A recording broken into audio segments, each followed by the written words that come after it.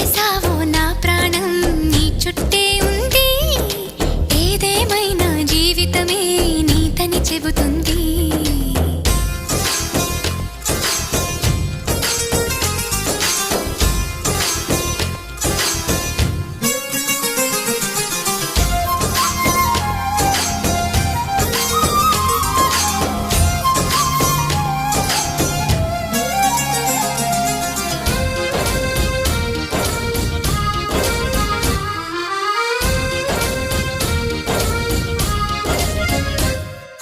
పాపాయల్లే నా ముందు కుదురుగా కూర్చుంటే పుత్తడి బొమ్మగా నిన్ను దిద్ది దిష్టే తీయనా.